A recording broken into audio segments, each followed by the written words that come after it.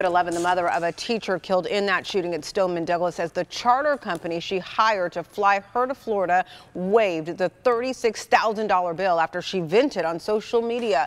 Linda Schulman's son, Scott Beagle, was a cross-country coach at the school as well.